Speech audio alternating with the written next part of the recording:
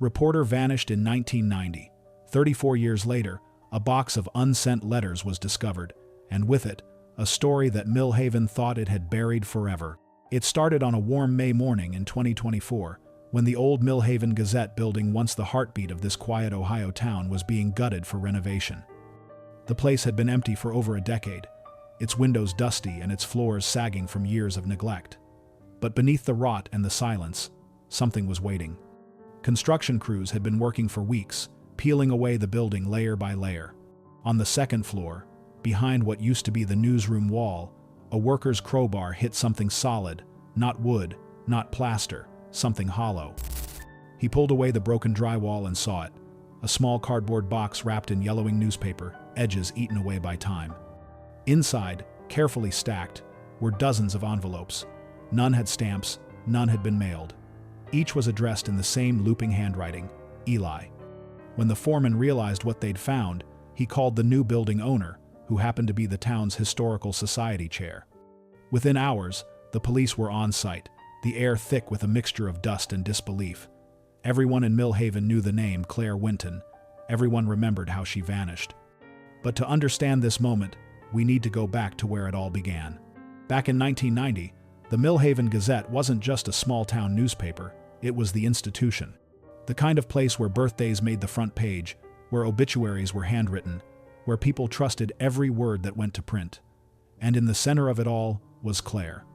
She was 28, ambitious, and sharp as a blade. Colleagues described her as fearless, though some said she had a habit of asking questions that made people uncomfortable. Claire grew up right here in Millhaven, the daughter of a steelworker and a librarian. She'd left for college, promising never to return to this sleepy town. But something pulled her back, maybe the comfort of familiar streets, maybe unfinished business. By the time the summer of 1990 rolled around, she'd become a fixture in the community. People knew her by name. Kids waved when she drove by in her dented red Civic. She was the type who remembered everyone's story, who sat on porches listening, who never judged, at least not out loud. Her editor, Tom Vickers, used to joke that Claire had ink instead of blood. She worked late, chasing leads that no one else wanted to touch. The Gazette covered car accidents and church picnics.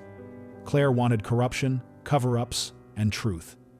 That spring, she'd been investigating something she kept quiet about. Even her closest friends didn't know what it was.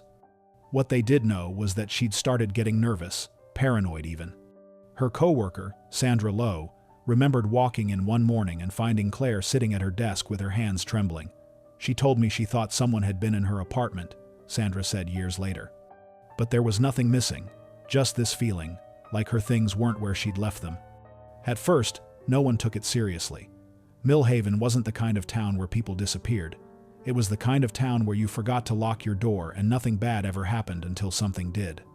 In the weeks before her disappearance, Claire started carrying a small tape recorder everywhere she went. She left it running on her desk when she went to lunch. She told her brother, Michael, that she'd started a big story, one that could change things. When he asked what she meant, she just smiled and said, "You'll read it soon." Then came the night of June 15th, 1990.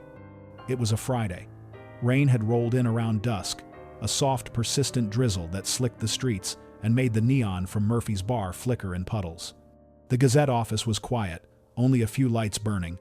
Claire was there late. The janitor saw her around 10, sitting at her desk, typing furiously. "Thought she'd never leave," he'd later tell police. "When I came back around midnight, she was gone, door locked, lights off." The next morning, she didn't show up at the diner where she met her brother every Saturday.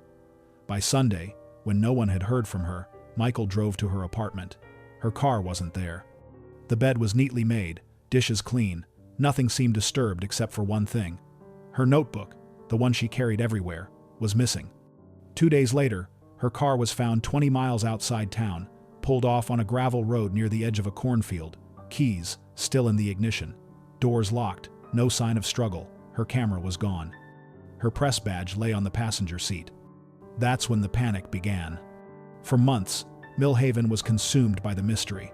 Flyers with her picture went up on telephone poles. Volunteers combed the fields and forests. Helicopters circled the area. Everyone wanted to believe she was alive. Maybe she'd run off. Maybe she was hiding. But deep down, people knew better. Theories spread fast. Some said she'd uncovered a story that got her killed. Others whispered about an affair gone wrong. A few claimed she'd been seen at a Greyhound station in Cleveland, boarding a bus to nowhere. Police interviewed dozens of people, co-workers, friends, ex-boyfriends, even a local councilman she'd written a scathing article about. But there was never enough evidence to arrest anyone. No body. No witnesses. Just a reporter who'd vanished into thin air. Then, over time, Millhaven moved on at least. Most of it did. The Gazette changed owners twice, circulation dwindled, and by 2012, the building was abandoned altogether. Claire became a ghost story told at high school sleepovers. "Don't go near the old Gazette," kids would whisper. That's where the reporter disappeared. And that might have been the end of it, until the box. When investigators opened those letters in 2024, the paper crumbled at the edges. The ink had faded, but the handwriting was unmistakable, Claire's. Each envelope contained a few pages, part confession, part diary, part warning. The first few letters were dated from early May 1990. They read like drafts she never intended to send. She wrote about long nights at the office, about pressure from her editor to drop a story, about a man who'd been following her car after dark. But then came a letter dated June 14th, the day before she disappeared. "Eli, I think they know. Someone came to my door last night, but when I looked through the peephole, no one was there. I can't shake the feeling I'm being watched. If I don't make it through this week, promise me you'll tell the truth about the Gazette. Everything leads back there. Everything." There was no signature at the bottom, just her initials, C.W. Detectives carefully unfolded the remaining letters. In them, Claire mentioned things like the ledgers, the factory payments, and names I can't write yet. Whoever Eli was, she clearly trusted him or wanted him to know what she'd uncovered. The box also contained a single Polaroid photo, stuck to the bottom with a rusted paperclip. It showed the newsroom, taken from the doorway. In the background, 3 people stood near a bulletin board, but only one of them had a face circled in red ink. When the image was analyzed, the circled man was identified as Tom Vickers, her editor. By the end of that week, Millhaven police had officially reopened the case. Reporters from across the state flooded the town again. It was as if time had rewound 34 years overnight. Old wounds reopened, old secrets stirred. Neighbors who hadn't spoken in decades started whispering again. The Gazette, once forgotten, became the center of attention not for its stories, but for the story buried within its walls.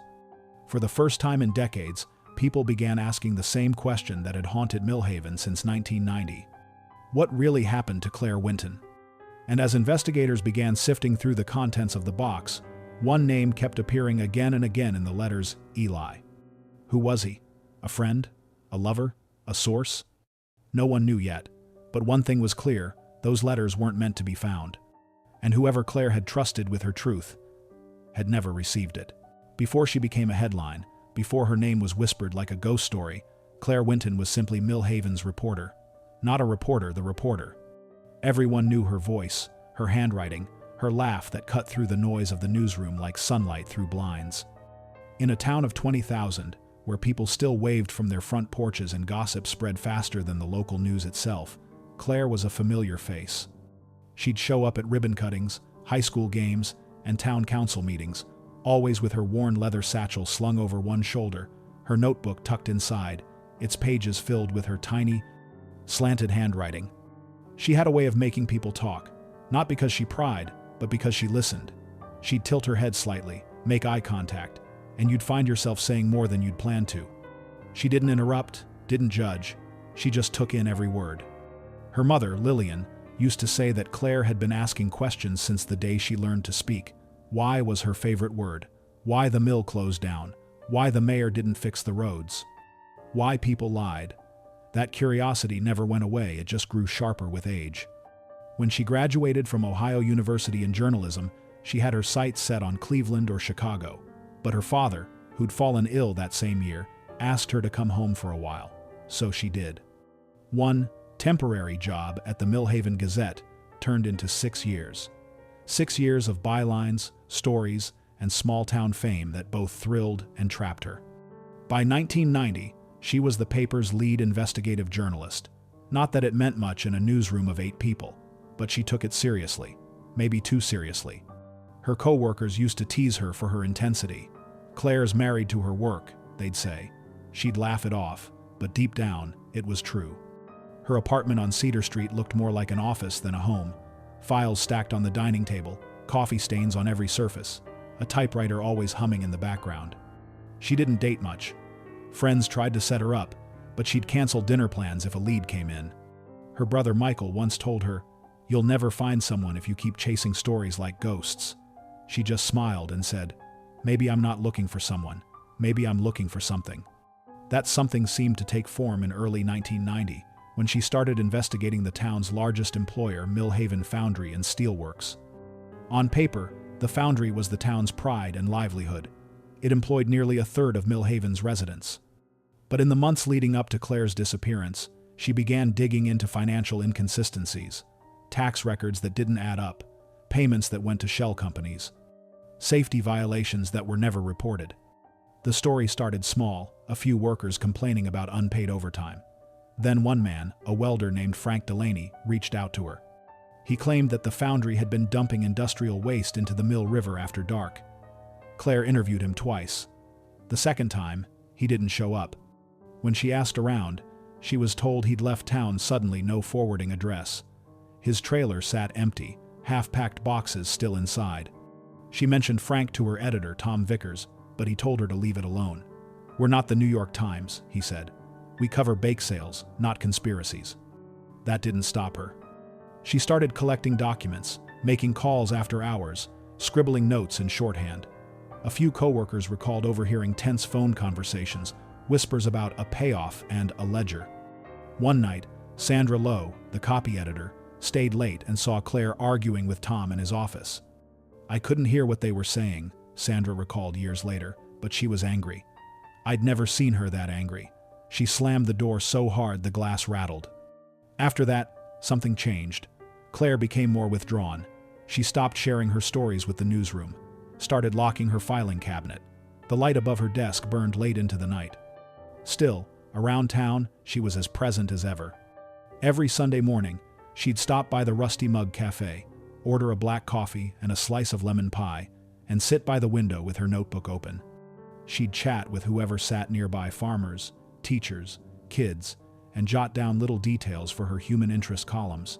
She called them Portraits of Millhaven. People loved those pieces. They were full of warmth and empathy, the kind of writing that made ordinary folks feel seen. But those lighthearted stories were a mask, a distraction from the darker one she was working on quietly, alone. According to her brother, she started receiving strange phone calls around that time. The line would click, then silence. Once, she picked up, and someone whispered her name before hanging up. She brushed it off, but Michael remembered how she began double-checking her locks at night. Once, she even stayed at his place after hearing footsteps outside her apartment window. Then there were the letters. The ones found 34 years later behind that wall weren't the only ones she wrote. Claire was a compulsive letter writer. She'd draft letters she never sent to friends, to herself, sometimes even to strangers she admired. Her drawers were filled with them. But none were ever addressed to anyone named Eli. Whoever Eli was, she never mentioned him to anyone. Not her family, not her coworkers, not even her closest friend, Sandra. That was unusual for Claire. She didn't hide much. Still, the pattern was clear. The closer she got to publishing her story about the foundry, the more she pulled away from everyone. It was as if she sensed something was coming. One afternoon, about a week before she vanished, she ran into a local photographer named Ben Crawford. He remembered her being distracted, constantly scanning the street. He asked if she was all right. She laughed it off and said, "Just watching for ghosts." That night, she left a note for herself on her apartment fridge. Police found it during their initial search. It read, "Deadline Monday. Don't lose your nerve." She never made it to Monday. Decades later, when the letters were discovered, detectives noted how they reflected two sides of Claire, the fearless reporter and the frightened woman. In one letter, she wrote about her dream to leave Millhaven behind, to finally write for a national paper. In the next, she confessed she felt trapped, watched, and unsure who to trust. The duality fascinated investigators. How could someone so brave have been so scared? Perhaps the answer was in her nature. Claire believed that truth was sacred, and when she found something wrong, She couldn't look away, even if it meant stepping into danger. Her last known article was a piece on Millhaven's 4th of July preparations, fireworks, parades, and small-town pride. But in her desk drawer, police later found a draft of another story, typed but unfinished. The headline simply read, "The Foundry's Secret." Beneath it, the first sentence was chillingly simple. Someone has been lying to this town. By the time summer rolled around, Claire had been seen interviewing several people connected to the Foundry's management: a night guard, a secretary, a man rumored to be on the city council payroll. One of those people, though, no one knew who may have been Eli. The name wasn't found in any of her notes or drafts, but the letters made it clear that she was communicating with someone she trusted deeply, someone she believed would protect the truth if she couldn't. Detectives who reopened the case speculated that Eli might have been a whistleblower, maybe even an insider at the Foundry, but if he existed, he never came forward. Back in 1990, police had no reason to look for him. There was no sign of foul play, no trace of anyone else's involvement. It was only years later, when the letters surfaced, that everything changed. Because suddenly, the story wasn't just about a reporter who vanished. It was about what she left behind. And if the contents of those letters were true, then Claire hadn't just disappeared, she'd been silenced. The next chapter of her life, and the last anyone truly saw of her, would take place over 24 hours that have since become legend in Millhaven. The night of June 15th, 1990. A night of rain, flickering streetlights, and unanswered phone calls. The night the truth went missing with her. She waved goodbye to her co-workers that night, just like always. No one knew it would be the last time anyone would ever see her alive. June 15th, 1990. A Friday. Millhaven was quiet under a slow, steady rain that turned the sidewalk slick and made the air smell like wet pavement and lilacs. The Gazette office, a squat brick building on Main Street, glowed with its last few lights, the kind that flicker when everyone's gone home except for one person. That one person was Claire Winton. Her red Honda Civic was parked under the buzzing street lamp out front. Her desk lamp burned low, casting long shadows across the newsroom. Empty coffee cups littered her workspace, and a stack of papers sat neatly beside her typewriter. The only sound was the rhythmic clack, clack, clack of her typing, the same sound that had echoed through those halls for years. The janitor, an older man named Harold Denton, remembered her being in one of her moods that night, focused, restless, maybe even nervous. She kept looking at the clock, he told police later, like she was waiting for something. At around 10, she asked Harold to lock up behind her if she wasn't back soon. That was odd, he said, because she never asked that before. She left her umbrella behind on her chair. Then she walked out the front door and into the drizzle, clutching her satchel to her chest. That was the last confirmed sighting of her. To understand what happened that night, you have to picture Millhaven as it was then. A small town with one main street, one radio station, and one cop car that patrolled at night. The kind of place where everyone knew what everyone else drove, who was cheating on who, and which porch light meant someone was still awake. By 10:30, the streets were mostly empty. The only open places were Murphy's Bar near the edge of town and a 24-hour gas station that sold bad coffee and worse advice. According to police records, Claire's car was spotted by two different people that night. The first was a waitress named Marla Hayes, who worked the late shift at Murphy's. She told investigators that she saw Claire's red Civic drive past the bar sometime around 10:45. She was alone, Marla said, windows up, lights on, drove slow, like she wasn't sure where she was going. The second sighting came from a truck driver, Jim Corbett, who passed a car matching hers on Highway 31, about 15 miles out of town, near a stretch of farmland. He remembered the rain coming down harder, his wipers squeaking across the windshield. The car was pulled onto the shoulder, hazard lights blinking. Thought about stopping, he said, but figured she had it handled. Didn't look like a breakdown.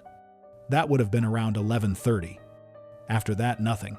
When Claire didn't show up for her Saturday morning breakfast with her brother Michael, he knew immediately something was wrong. She was never late. Not once. He called her apartment, no answer. He drove there, knocked, waited, then used the spare key she'd given him years earlier. Everything looked normal. Too normal.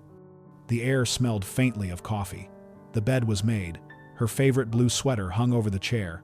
On the table sat a half-empty mug, a notepad, and a newspaper folded open to the obituaries. but her camera was gone. Her notebook, too. Michael checked the drawer where she kept her letters and found them scattered, as if someone had been searching through them. The phone on the wall had the receiver slightly off the hook, not enough to disconnect, just enough to suggest she'd answered it in a hurry. He called the police by noon. By nightfall, the whole town knew she was missing. The initial search was frantic. Officers combed every road leading out of Millhaven. Volunteers showed up with flashlights, trudging through wet fields and along the riverbank. The sheriff at the time, Ed Willard, held a press conference on Sunday afternoon saying, "We have no evidence of foul play at this time, but we're treating this as a possible abduction." Behind the scenes, though, investigators were baffled. There were no signs of struggle at her apartment, no forced entry, no blood, no notes. Nothing missing except the items she'd likely taken herself, her camera, her notebook, her satchel. Then came the discovery that would fuel 3 decades of questions. On Monday morning, a farmer named Robert Kinsey called the sheriff's office. He'd found a red car abandoned on a gravel access road near his property, about 20 miles north of town. The driver's door was locked. Inside were Claire's purse, her press badge, and a cassette tape still in the deck. When police popped the door, rainwater splashed onto the seat. The window seal had been leaking. The engine was off. The keys were still in the ignition. No footprints in the mud, no tire tracks but hers. The only thing missing, again, was the camera. They towed the car back to town, hoping for fingerprints or fibers, but the rain had washed most evidence away. Inside the glove compartment, they found a small notebook, not her usual one, but a pocket-sized spiral pad. The first few pages were blank. On the 4th page, written in her tight, hurried handwriting, was a single sentence. "If anything happens, look inside." Inside what? No one knew. The phrase haunted investigators for years. The cassette found in her car contained a short recording, about 3 minutes long, the sound of rain on metal, the faint hum of the engine, and then her voice quiet, calm, but with an edge. Friday, June 15th. "I'm on my way to meet someone. I can't say who yet. It's better this way.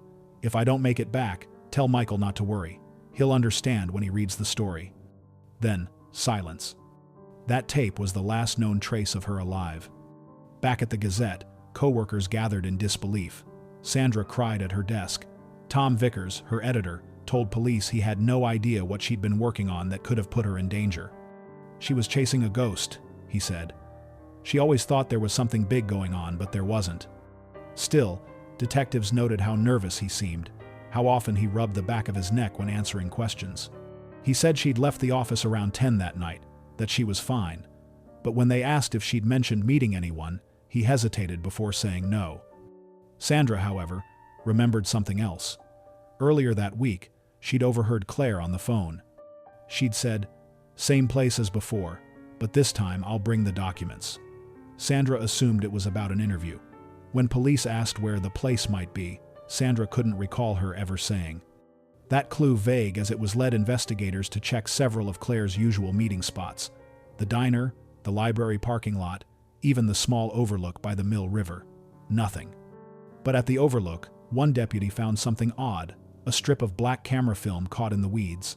It was badly damaged by rain, almost useless. But when developed, it showed part of a photo, a dimly lit room, possibly an office, and what looked like a hand holding an envelope, marked with a single word: Ledger. The film fragment was the first real evidence suggesting she'd been investigating something big. Still, the case stalled. Without a body, without witnesses, the police had little to go on. Rumors began to spread like wildfire. Some said she'd been kidnapped by someone she was investigating. Others whispered she'd run away to start over, though no one who knew her believed that. She loved Millhaven too much. Then there were darker theories, that she'd stumbled upon something involving the foundry, that she'd discovered the wrong truth. A few nights after her car was found, someone broke into the Gazette office. Nothing was stolen except the key to her filing cabinet, the same cabinet police had already checked. When they looked inside again, several folders were gone. Tom Vickers claimed he had no idea who could have done it. But Sandra said she'd seen him in the building that night, even though he told police he'd been home. The case was turning from tragedy to something else, something that smelled like fear. That week, Millhaven held a candlelight vigil in front of the Gazette. Hundreds showed up, huddled under umbrellas, their faces lit by small flickering flames. Michael spoke briefly, voice shaking. "Claire believed in truth," he said. "If she's still out there, we'll find her. If she's not, then we'll find what she was fighting for." Claire believed in truth. The next morning, a single letter appeared at the Gazette's front door. No stamp, no name. Just a folded page inside an envelope. The handwriting didn't match Claire's, but the message inside chilled everyone who read it. She should have stopped digging. That was all it said. The letter was turned over to police, but no fingerprints were found. After that, the trail went cold. Decades later, when the box of unsent letters was discovered, investigators realized something incredible. The phrase written in her car notebook, "If anything happens, look inside," was echoed in one of the letters found in that hidden box. "If anything happens, Eli, you'll know where to look. Inside the story. Inside the place where we first met. Inside." Those words would become the key to reopening the case and the beginning of unraveling who Eli really was. But that revelation was still far in the future. For Millhaven in 1990, the truth had vanished along with her. The rain fell for 3 days straight after she disappeared. Locals said the sky cried for her. The Gazette ran one final headline before moving on. Local reporters still missing hope, fading. Yet somewhere, in a locked box behind a wall no one knew existed, her story was still waiting to be told. And the secret she'd died to protect was still whispering through those pages, 34 years later. By dawn on Sunday, Millhaven was already awake. The news of Claire's disappearance had spread overnight like a fever. Radios buzzed with it. The sheriff's phone rang non-stop, and by morning, every diner, church, and gas station in town was alive with murmurs of disbelief. A reporter had vanished. Not just any reporter, their reporter. In a town where nothing much ever changed, the sudden mystery hit like a thunderclap. People left casseroles on Michael Winton's porch and taped missing flyers to telephone poles. High school kids volunteered to search the woods, and older residents stood outside the Gazette building as if waiting for Claire to walk out, hair damp from the rain, laughing at the fuss she'd caused. But she didn't walk out, and she never would. That Sunday became the first day of what locals would later call the longest week. The sheriff's department launched a full-scale search. Deputies, volunteers, and even off-duty firefighters formed lines across the fields north of town, calling her name through the mist. "Claire! Claire Winton!" The sound echoed off the trees, hollow and sad. Helicopters from Cleveland circled overhead, their floodlights cutting through the fog like silent questions. On the ground, men in mud-caked boots combed through ditches, brush, and creek beds. Women from the church brought coffee and sandwiches to the command tent. By that afternoon, hundreds were helping. It was the kind of communal effort Millhaven hadn't seen since the tornado of '78. And yet, there was a strange undercurrent in the air, a tension no one wanted to name. It wasn't just fear for Claire, it was suspicion. Because everyone knew Claire had been working on something, and everyone had an idea of who might have wanted her gone. Inside the Gazette, detectives began their own search. The newsroom looked frozen in time, her desk still cluttered with scribbled notes, half-finished drafts, and a coffee mug with lipstick on the rim. Her typewriter ribbon had run out halfway through a sentence. They bagged everything, every note, every photograph, every cassette, even the small ceramic owl that sat on her desk, a gift from Sandra years ago. Tom Vickers, her editor, hovered nearby, trying to act helpful but looking exhausted or maybe haunted. "She was a hell of a journalist," he told one detective. "But she pushed too hard. Sometimes people in this town don't like having their secrets printed on page 1. When the detective asked what story she was working on before she vanished, Tom hesitated, then shrugged. Could have been the Foundry, could have been the city council. She had her hands in everything. But later, one of the junior reporters said she'd overheard Tom telling Sandra to never mention the Foundry again. By Monday, reporters from outside Millhaven had arrived. Vans from Columbus and Cincinnati parked along Main Street. Cameramen stood in front of the Gazette, broadcasting live while townspeople watched from across the street. For a few days, Millhaven was national news. But while the rest of the country saw a tragic mystery, the locals saw something else, the unraveling of their own safety. Millhaven had always been the kind of place where people trusted each other, where the biggest scandal in memory was a bake sale money mix-up. But now, the trust was gone. People started locking their doors, closing their curtains, and whispering when certain names came up. One of those names was Millhaven Foundry and Steelworks. On Tuesday morning, the sheriff's office received an anonymous tip. A man's voice, low and steady, said, "You're looking in the wrong place. Try the river behind the foundry." When deputies searched the area, they found nothing but old tire tracks and rusted barrels along the riverbank. Still, the call confirmed one thing someone out there knew about Claire's investigation. That night, Sheriff Willard held another press conference. The rain had stopped, but the sky was gray, heavy, like it hadn't finished crying yet. He read from a prepared statement. "We are following all leads in the disappearance of Miss Winton. At this time, we have no evidence of foul play. We ask that the community remain calm." But when a local reporter asked if the sheriff believed she was still alive, he hesitated before answering, "We're hopeful." It was the first crack in the facade. As days turned into nights, hope started to slip away. Volunteers grew tired. The search radius expanded, then shrank again when funding ran low. The river was dragged twice. Divers came up with nothing but old bottles and broken machinery. Meanwhile, rumors multiplied like wildfire. Some claimed they'd seen her car on the highway days after it was found. Others swore they heard screams near the woods that Friday night. Then there were the darker theories, the ones whispered only in bars and kitchens after dark. She knew something, people said, something about the foundry. Maybe she found proof. Maybe she went to meet someone she trusted, and it turned out she shouldn't have. The letters and documents found in her apartment painted a vague picture, a journalist circling a dangerous truth. Police discovered she'd called the Environmental Safety Board twice in the week before she vanished. Both calls went unreturned. They also found a half-written note in her typewriter ribbon, the last words she ever wrote. "The truth isn't safe anymore." Her brother, Michael, read that line over and over, his hands trembling. "She was scared," he told detectives. "I knew it. She didn't say it, but I could feel it. She'd been different that last month." He remembered how she'd asked him to keep an envelope for her, just in case. When he opened it after she went missing, it contained a photograph of the foundry at night and a torn piece of paper with a name scribbled on it. Eli. No last name, no address. That was the first time anyone had seen the name. By the end of that week, the search team had scoured nearly every inch of Millhaven's outskirts. A farmer's dog found a shoe near an abandoned rail yard. It matched Claire's size, but her family couldn't confirm it was hers. The foundry refused to comment, issuing only a short statement of cooperation with the investigation. Then, on Thursday night, a young patrol officer noticed something strange near the Gazette building. A light flickering in the upstairs window. When he went inside, the building was empty. Dust hung in the air, and the only sound was the hum of the vending machine. But on Claire's desk, the lamp was on. And sitting in the middle of her blotter was a new piece of paper, blank except for 2 words written in red ink. "Still watching."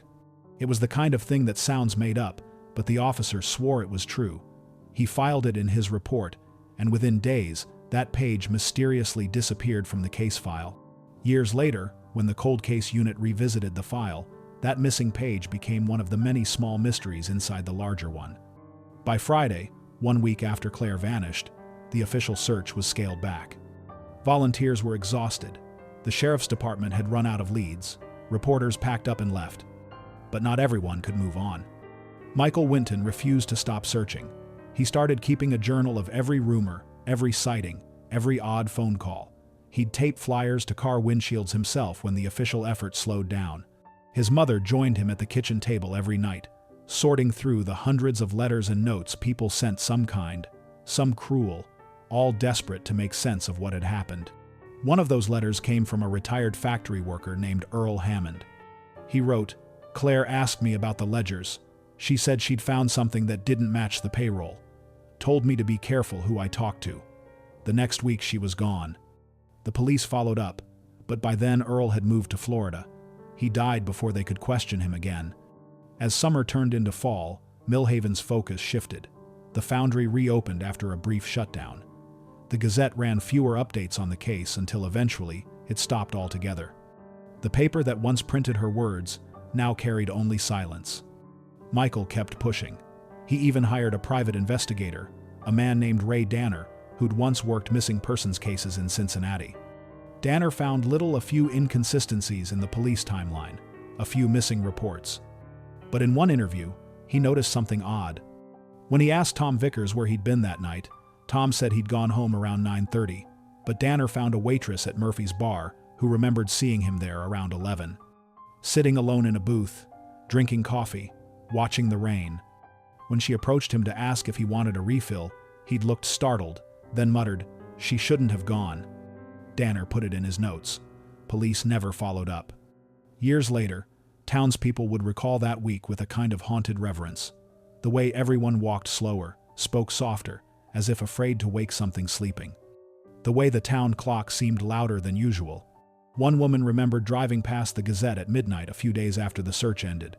Through the glass, she swore she saw a figure standing by Claire's desk, just a shadow, tall and still. When she looked again, it was gone. The woman never told anyone until decades later, when the box of letters was found. In the official report, the case of Claire Winton was listed as unsolved, presumed foul play. But for Millhaven, it was more than that. It was the moment the town lost its innocence. And for her family, it was the moment time stopped. Every year on the anniversary of her disappearance, Michael placed fresh flowers on the Gazette's front steps. Even after the paper shut down, even after the building was boarded up and forgotten, he told reporters once, "She's still here, somewhere, waiting to be found." He wasn't wrong, because 34 years later, behind that same wall where her lamp once glowed through the night, her words were still there, sealed away, waiting to speak again. And when they finally did, they would reveal that the search had never truly ended. It had just been waiting for someone to open the right box. By the time the search for Claire had cooled, the newsroom that once buzzed with the clatter of typewriters had turned quiet. The Millhaven Gazette felt hollow, haunted not by ghosts but by the weight of what had gone unsaid. Dust gathered on Claire's empty desk, though no one dared move a thing. Her chair remained pushed back slightly, the lamp left just as the police found it. Reporters passed by it carefully, their voices dropping to whispers when they did. It wasn't superstition, it was guilt. They all knew something wasn't right inside the Gazette even back then. In the weeks before Claire disappeared, strange things had been happening in that building. Files misplaced, phone lines clicking, lights flickering on after everyone left. It had become a running joke among the staff, the Gazette ghost, they called it. But after June of 1990, no one laughed about it anymore. The first person to notice something missing was Sandra Lowe. She'd been in charge of copy editing Claire's human interest pieces, those warm, soft stories that readers loved. After the police investigation wrapped up, Sandra was asked to gather Claire's old drafts for an archive. That was when she realized whole folders were gone. Her portraits of Millhaven columns were intact, but her investigative notes, the ones about the foundry, the council, the ledgers, had vanished. Even the carbon copies she always made were missing. Sandra went to Tom Vickers, the editor. He told her not to worry. "Maybe the police took them," he said, eyes on the floor. But when Sandra asked the police, they said they hadn't. Tom Vickers had been with the Gazette for over 15 years. A heavy-set man with thinning hair and a smoker's rasp, he was known for being practical, not passionate. He didn't like risk, didn't like attention, and certainly didn't like trouble. He'd hired Claire himself, back when she was fresh out of college, a local girl with big city dreams. "She reminded me of me," he once said in an interview, though no one quite believed that. Tom had always played it safe. Claire had never known how. After her disappearance, Tom's behavior shifted. He grew jumpy, closed his office door more often, stopped joining the staff for coffee breaks. When people asked about the investigation, he'd shrug and say, "The police will handle it." But late at night, neighbors who lived near the Gazette said they often saw his office light burning long after everyone had gone home. It was during one of those nights that Sandra decided to confront him. It was late September, the newsroom empty, except for the hum of the old fluorescent lights. She'd stayed behind to finish editing when she heard movement in Tom's office. The door was slightly open. Inside, Tom was sitting at his desk, a stack of papers spread before him. But when he saw her reflection in the glass, he jumped up fast enough to knock his coffee over. "Jesus, Sandra," he snapped. "You scared me half to death." She apologized, then noticed what was on his desk, a manila folder labeled in Claire's handwriting. "Where did you get that?" she asked. Tom hesitated. Then he gathered the papers quickly and slid them into his drawer. "Old drafts. Doesn't matter." But it did matter. Sandra knew that folder hadn't been there earlier that day. She'd checked. When she pressed him, he sighed and said, "Look, I'm trying to protect her reputation, all right? Some of her stories weren't complete. I don't want rumors about her losing her mind going around." "Losing her mind?" Sandra repeated. Tom didn't answer. He just lit another cigarette, staring out the window into the parking lot where Claire's car used to sit. That was the last time Sandra saw that folder. Years later, when the cold case reopened, investigators would learn that Tom had quietly resigned from the Gazette in 1992, citing health reasons. But what they wouldn't find out until much later was that he'd also received a large payment from a consulting firm in Cleveland, one that was later revealed to be a subsidiary of the Foundry's parent company. At the time, though, no one knew that. They only knew that the man in charge of the newsroom seemed more interested in burying the past than digging for the truth. Inside the Gazette, an uneasy silence settled over the remaining staff. Reporters stopped asking questions. Stories were trimmed shorter, lighter. "No more controversies," Tom had said before leaving. "People don't want bad news. They want comfort." The Gazette, that had once exposed shady contractors and fought for local causes, became a shell of itself. A paper about bake sales and lost pets. Still, there were those who refused to forget. Sandra kept copies of everything she could find, from Claire's desk: old memos, letters, even coffee-stained scraps of notes. She hid them in her attic, unsure what she was protecting, only that it felt wrong to let them go. She'd read them sometimes, late at night. In one margin, Claire had scribbled a line that Sandra would never forget. "Truth doesn't die, it just waits." Then there was the janitor, Harold Denton. He was the last person to see Claire alive, and though he gave the same statement to police every time, he carried something he never told anyone until decades later.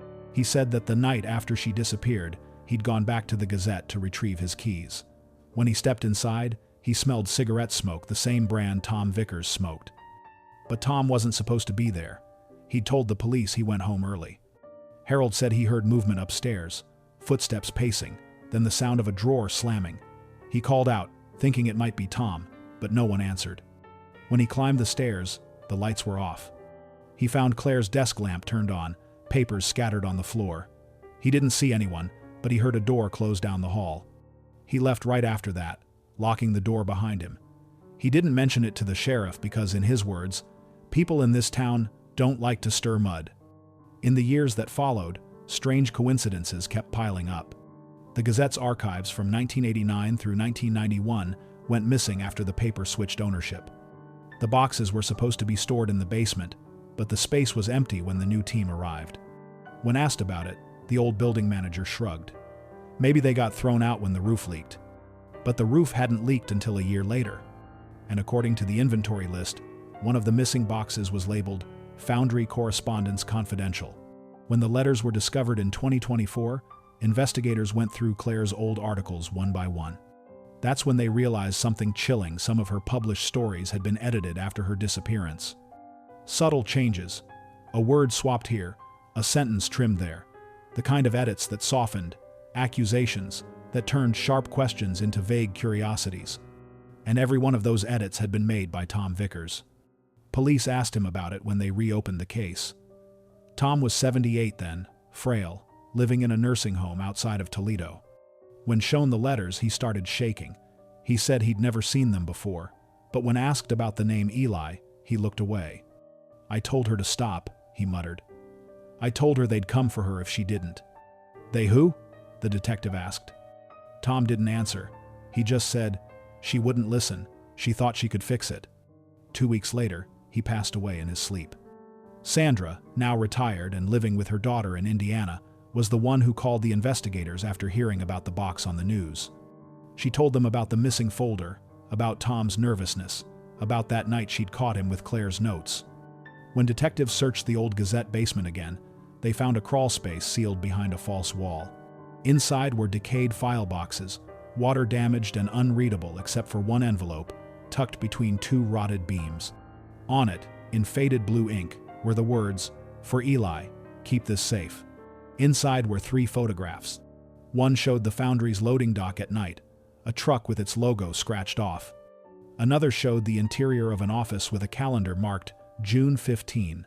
The third was blurry, almost unrecognizable, but in the corner, partially visible, was the face of a man standing beside Claire. Investigators tried to enhance the photo, but the image was too degraded to identify him. Still, Sandra swore she'd seen that man before. When they showed her old Gazette staff photos, she pointed to one instantly. "That's him," she said. "He used to visit the office sometimes. Said he was from the foundry. They called him Eli."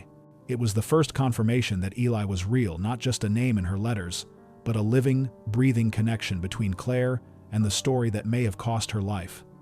And if he was from the foundry, then everything she'd written was true. The Gazette had become more than just her workplace. It was the place where her story began and ended, where truth had been printed, hidden, and nearly erased. 34 years later, those walls were still whispering. As one detective put it, standing in that musty old newsroom, "If this place could talk, I think it'd tell us who killed her." And soon, it almost did. Because just as investigators were piecing together who Eli was, another discovery, something buried deep within the foundry's forgotten records, would pull the entire story into focus. It would show what Claire had really found, who had silenced her, and why. But before that truth could be revealed, one more part of her story had to unfold: the man named Eli, and the secret he carried for 34 years. For 34 years, the name Eli had been nothing more than a ghost, a single thread woven through rumors, reports, and unanswered letters. A name written in Claire's looping cursive, repeated like a prayer or a warning.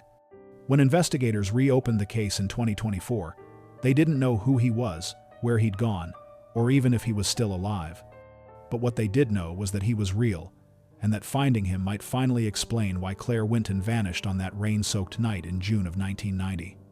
It started with those 3 photographs, the ones hidden behind the Gazette's basement wall. In one of them, the man standing beside Claire had a familiar look, not to the investigators, but to someone watching the nightly news when the discovery broke. A retired foundry worker named Lawrence Larry Briggs was sitting in his living room in Cincinnati when the photo appeared on the screen.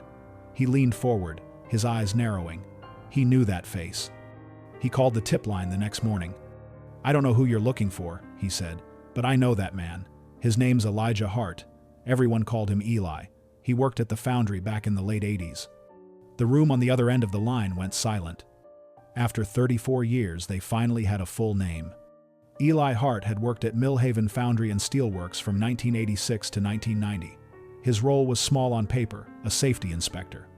But as the new investigation unfolded, detectives learned that Eli was far more than that. He'd been the kind of employee who asked too many questions, who filed too many reports, who noticed things others pretended not to see. According to employment records, Eli was 35 at the time of Claire's disappearance. He lived alone in a small apartment on Birch Lane, just 3 blocks from the Gazette. His file showed a clean record until March of 1990, when he was suddenly suspended for insubordination. The report didn't say what the incident was, only that it involved unauthorized access to confidential materials. 2 weeks later, the foundry reinstated him. But coworkers told a different story. "He was furious," said one former colleague. "Said they were covering something up, kept saying he'd make it right. Then, one day, he just stopped talking about it, like someone had shut him up." The dates matched perfectly. March was the same month Claire started her investigation. When police traced his old address, they found the building long abandoned. The landlord had died years earlier, and records showed Eli had stopped paying rent in July of 1990, barely a month after Claire vanished. No forwarding address, no employment after that. It was like he'd vanished too. The cold case team began combing through databases, social security records, and even old phone listings. It took months before they found him. He wasn't in Ohio. He wasn't even using his full name anymore. He was living under the name E. Harlan in a quiet part of northern Michigan, 71 years old, widowed, retired, with no criminal record. When detectives arrived at his small cabin on Lake Superior, they expected denial, confusion, maybe even hostility. What they didn't expect was resignation. He opened the door slowly, looked at the badge, and said, "You're here about Claire, aren't you?" The house smelled of coffee and pine. Books lined the walls, old newspapers stacked in neat piles. He moved carefully, his back stooped but his eyes still sharp. They told him they'd found the letters, the ones addressed to Eli. He nodded, almost smiling, a sad, knowing kind of smile. I thought she'd destroyed them, he said, or someone had. When asked about his connection to Claire, he didn't hesitate. She came to me for a story, he said. Then she stayed for the truth. He told them he'd first met her in March of 1990, when she started asking questions about the foundry's safety practices. She'd called him after hearing that he'd filed complaints about waste disposal and missing payroll records. At first, he refused to talk. Everyone who worked at the foundry knew better than to cross management. But Claire had a way of convincing people. She showed up at my place with a notebook and a coffee, he said. Told me she wasn't there to ruin lives. She was there to save one this town's. Him. They met twice that week, then 3 more times over the next month. She called him her ghost source. He called her kid. He admitted that by May, he'd given her everything: copies of the ledgers, internal memos, even photographs he'd taken of the foundry dumping waste into the Mill River. She said she needed proof, he recalled. I told her proof gets you killed. When detectives asked what he meant, he sighed. The foundry wasn't just a business. It was the town's heartbeat. Half the council owed them favors. They owned the land, the banks, the people. If someone exposed what they were doing poisoning that river, faking inspection reports, it wouldn't just shut the factory down. It'd shut Millhaven down. And that, he believed, was why Claire disappeared. Eli said that on the night she vanished, they were supposed to meet. She'd called him around 9:30 from the Gazette office, saying she had one last thing to confirm. She sounded nervous, almost frantic. She told him to meet her near the old grain silos outside of town, a place they'd used before when they needed privacy. He arrived first, waited. The rain started. 10 minutes passed. 15. No sign of her. Then he saw headlights coming down the road. A red car, Claire's. But before she could pull in, another car turned out from the opposite direction, a black sedan he didn't recognize. It pulled alongside hers. For a few seconds, they just sat there, headlights facing each other in the rain. Then, Claire's car turned off its lights. Eli said he couldn't see what happened next. The rain was too heavy. He stepped out of his truck and started walking toward her, waving, calling her name. But before he could reach the road, the black car's door opened. Someone got out. He described the figure as tall, wearing a long coat. He couldn't see the face. The person leaned into Claire's window for several seconds. Then, the car door shut, and both vehicles drove off in opposite directions. Eli followed the road for miles, but he never found her again. He didn't go to the police because, as he put it, you don't go to the police when the police are part of the story. After she vanished, Eli said men started showing up at his job, asking questions. 2 men in suits, claiming to be auditors. They searched his locker, his desk, even his car. The next day, he was suspended without explanation. A week later, someone broke into his apartment. They didn't take anything. They just left a single item on his kitchen counter. A photograph of the Mill River at night, with a red circle drawn around the shoreline. He took it as a warning. That same week, he packed what little he had and left Millhaven for good. He never told anyone where he went, never used his full name again. But he kept one thing: a copy of the ledgers he'd given Claire. They were sealed in a plastic bag, hidden under the floorboards of his cabin. When detectives opened them, they found what Claire must have seen all those years ago. Payments from the foundry to a company called MV Consultants, supposedly for waste management. But when traced, MV Consultants didn't exist. The address led to a P.O. box owned by a shell corporation. And one of the authorized signatories was none other than Tom Vickers. It all began to make sense. The money, the cover-up, the pressure on Claire to drop the story. The Gazette had been complicit, a willing mouthpiece for the foundry's reputation. Tom had accepted payments to keep the paper's coverage positive. When Claire started digging too deep, she'd become a liability. But who silenced her, and how was still unclear. Eli looked down at the letters spread across his table, the ones addressed to him that he'd never received. He traced her handwriting with his finger. "She trusted me," he said softly. "I should have gone after her. I should have done more." When asked why he thought the letters were hidden inside the Gazette, he hesitated. "Because she knew someone there was watching her," he said, "and she wanted the truth to be buried where they'd least expect it." Then, he said something that chilled everyone in the room. "Claire once told me, if I disappear, it'll be because of something that started with me and ended with you." Eli passed away 3 months later. Natural causes, they said. He didn't live to see the case make national headlines again. Didn't see the investigators link the Foundry's payments to the Gazette's accounts.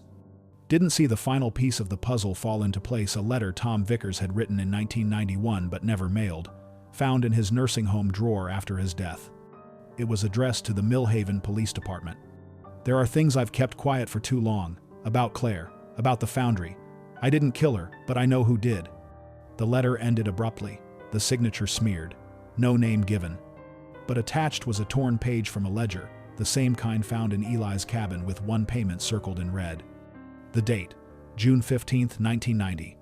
The payee, Security Services Internal. The amount, $5,000. Someone had been paid that very night. Someone whose name had been blacked out. And that, investigators believed, was the missing key, the final link between the Foundry, the Gazette, and Claire's disappearance. The truth was close now.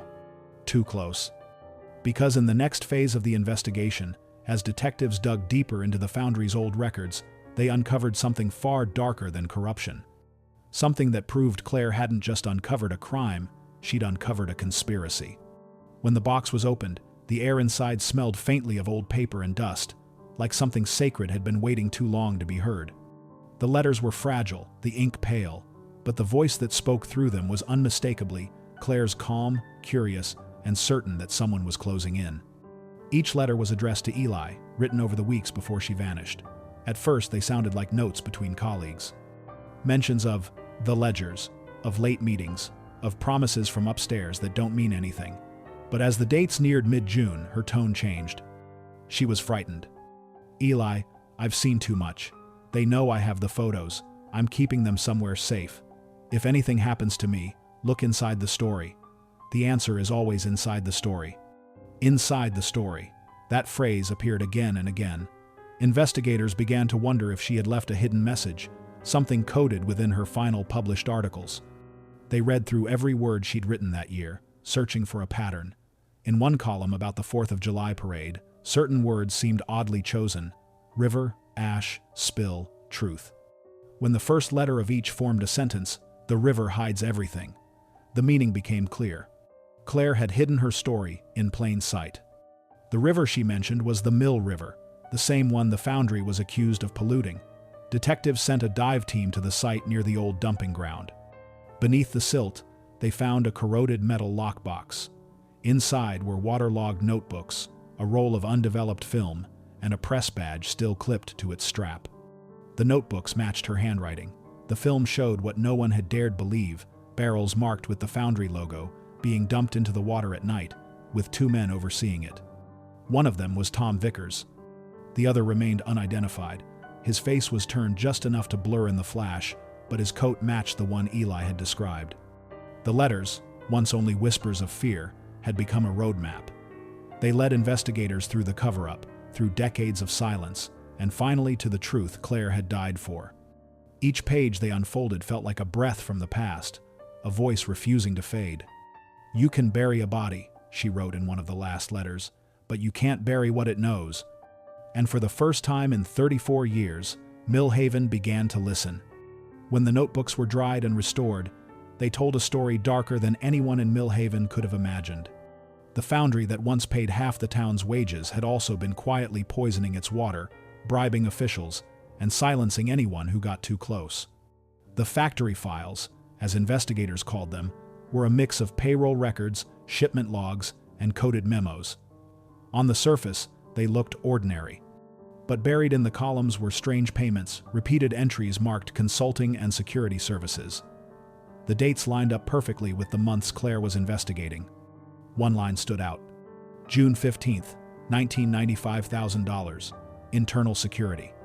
That same night, Claire disappeared. The payment was signed off by a name investigators had seen before: Thomas Vickers, but beside it was a second set of initials: R.K. At first, no one could place them. Then, an old employee roster revealed it: Richard Kane, the Foundry's head of operations and former police lieutenant. He'd resigned weeks after Claire vanished and moved out of state. When police finally tracked him down in Florida, he was frail, living in a care home. Shown the ledger, his face went pale. "She wasn't supposed to die," he said quietly, "just scared off." He confessed that the foundry had hired private security to deal with a reporter who'd stolen company documents.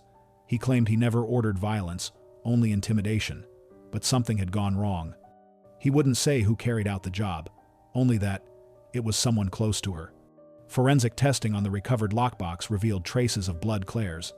Inside the lining, a rusted key was hidden, engraved with 3 letters, E.H. Eli Hart's key. He'd given it to her for protection, and she'd died holding it. The factory files proved what Claire had tried to expose: a network of money, fear, and silence stretching from the foundry's boardroom to the newsroom's editor's desk. 34 years later, every secret she'd written down in ink was now evidence. Millhaven's foundation, its jobs, its pride, its leaders had been built on a lie. And Claire had been the only one brave enough to say it out loud. It was early winter when the final clue surfaced. The Gazette building, now under full renovation, had been stripped to its bones. Workers had pulled up the warped floorboards, revealing a narrow crawl space beneath what used to be the editor's office. The foreman called the police immediately.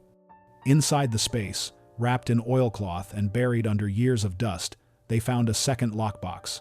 Unlike the first one from the river, this one was pristine, sealed tight. The initials, C.W., were etched faintly on the lid. When investigators pried it open, they expected more letters, maybe photographs or drafts. Instead, they found a single item, a cassette tape. On the label, written in Claire's unmistakable scrawl, were the words, June 15th, the truth.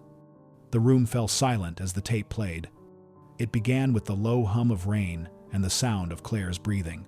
Then, her voice steady, measured, but tinged with fear. If you're hearing this, something went wrong. I was right about the ledgers, about the payments. They're paying the Gazette to keep the foundry clean on paper, not in practice. Tom's part of it. He says he's protecting jobs, but it's more than that. He's protecting himself. Her voice trembled slightly. They told me to drop the story. Then someone followed me home. I think they took my camera. If I disappear, the story's in the basement under the floorboards. Then came a sound no one expected: footsteps, heavy and close. Claire's breath hitched. Tom, is that you? A pause, the faint creak of the door. Please don't. The tape cut off. The last second was nothing but static. That single recording shattered what little denial Millhaven had left. It confirmed everything: that Tom Vickers had been in the building that night, that Claire had known she was in danger, and that the truth had been buried, literally, beneath his feet. The evidence gathered from Eli's files, the foundry's ledgers, and the recovered tape was enough to reopen the case as a homicide. Though Tom was gone, the state named him a co-conspirator posthumously. Richard Kane, the former operations chief, gave a full statement before he passed, confirming that Tom had called him the night Claire disappeared. It's done, Tom had said. She won't be writing anymore. Kane claimed he didn't know she'd been killed, but he admitted to ordering the retrieval of her notes. The men he hired, local contractors with no names anyone recognized, were long gone. One was believed dead. The other, never found. In Millhaven, the discovery tore open old wounds. People who'd once defended the foundry now turned away from it. Families who'd lived off its paychecks began to question what that loyalty had cost. The Gazette reopened briefly as a historical exhibit, the newsroom restored to how it looked in 1990. On Claire's desk, her typewriter sat clean and polished, a sheet of blank paper waiting for words she'd never get to write. Michael Winton, now gray-haired and soft-spoken, attended the reopening. He stood at the window where his sister once sat, watching the same rain streak down the glass. When a reporter asked him what justice felt like after so many years, he said, "It doesn't feel like justice. It feels like silence finally breaking." That night, he visited the river where they'd found the first box. He scattered a handful of her notes copies, not the originals, into the water. "They can have their town back," he whispered. "You can have your peace." The papers drifted downstream, the ink bleeding into the current like veins of truth spreading at last. Months later, as contractors finished restoring the Gazette basement, one of them found a single Polaroid wedged in a crack near the foundation. It showed Claire at her desk, smiling faintly, pen in hand. Someone had written on the back in faded ink, "She was never alone." No one ever confirmed who wrote it. Some believed Eli had slipped back into town before leaving for good, ensuring her memory stayed hidden just long enough to survive. Others thought Tom wrote it a final guilty attempt at confession. But there's one more theory, whispered among the few who still visit her desk. They say the handwriting didn't match either man's. Whoever wrote it used the same looping script as Claire herself. Now, when rain falls on Millhaven's Main Street, locals say they sometimes see a light flicker on in the Gazette window, the same one over her desk. They say if you listen close, you can hear the faint tap of keys, like someone finishing a story that never ended. The town that once buried its truth had finally been forced to read it. And though the case of Claire Winton was officially closed, one question still lingers, one that no document or letter can ever answer. When she turned off her car that night, did she know what was waiting for her? Or did she believe, even in her final moments, that the truth would outlive her? Either way, she was right. Because 34 years later it did. And the box that should have silenced her instead made sure her voice would never be forgotten.